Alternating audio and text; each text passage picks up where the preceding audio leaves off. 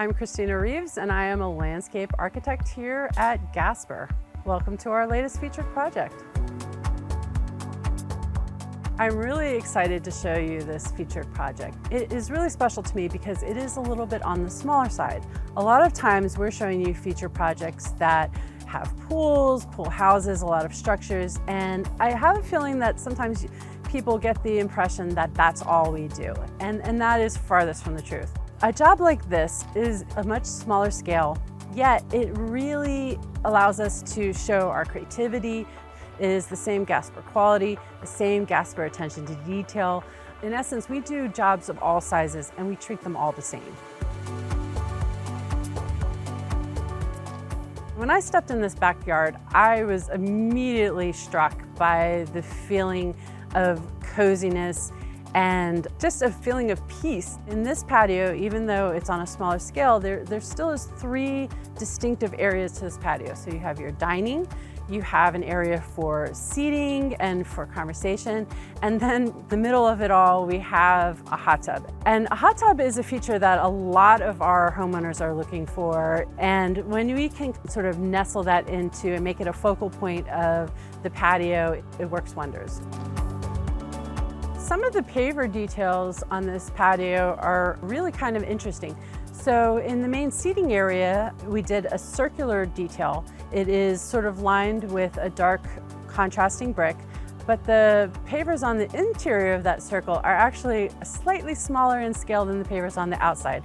So it's little subtle details like this that really bring intricacy and interest to a Gasper patio. So there's a lot of aspects of building an outdoor room that really feels warm and inviting. You have your choice of pavers, you have things like the fountains, the mature trees, and then the plantings. But furniture is also one of those things that really is like the icing on the cake. It's really the last touch, and it brings that final feeling of this being a space that you can truly live in. As usual, my colleague Eli Heimer did a great job with selecting the furniture and accessories that he brought out to the featured project today. I'm really excited for you to hear what he has to say about them.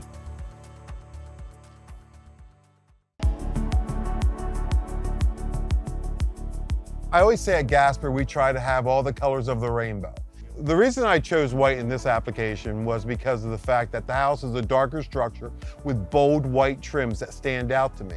So when I saw the structure, I saw the beautiful trim of the windows and the doors. And I thought white, since it was less introduced than the primary colors of the structure, it had more of a visual impact. I think we've achieved that, and I think it's a stunning success.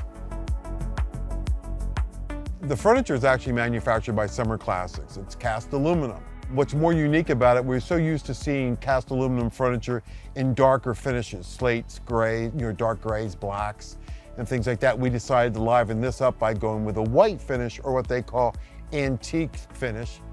Cast aluminum generally in the past was very traditional. However, cast aluminum started to develop into more of a transitional styling. This style right here is very traditional, and I did a very traditional print on this in order to complement that. The print I chose is a beautiful floral, a performance fabric with a solid that blends in with it very nicely. You have rust-free aluminum. The castings, they pour them into a mold, take them out, sand them down before they finish them with powder coating. So you have many, many years of enjoyment while being maintenance-free. Cushions should come in, cover the frames just to protect them from the winter environments, and you will have them for a very, very long time.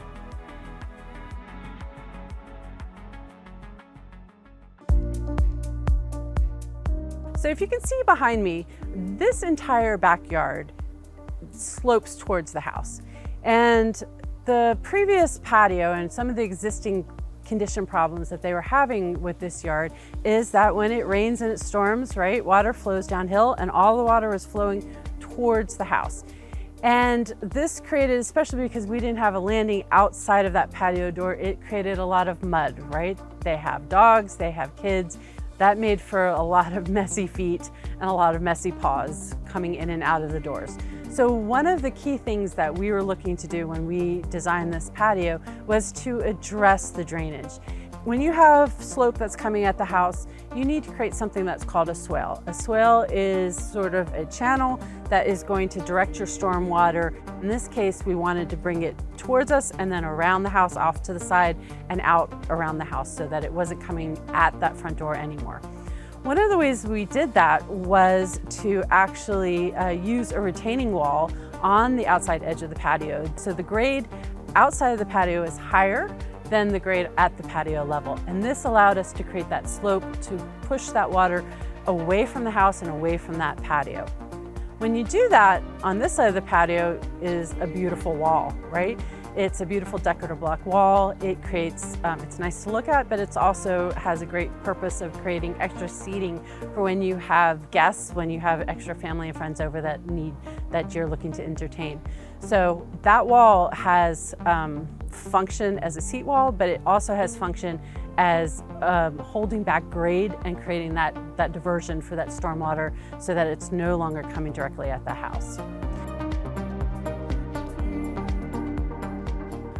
I really love this featured project. Some of our smaller projects like this one really makes the biggest impact, and that is exactly what we've done here with these homeowners. They are really thrilled with the work we've done, and we are really thrilled with the work that we were able to do for them. Thank you for watching, and stay tuned for our next featured project.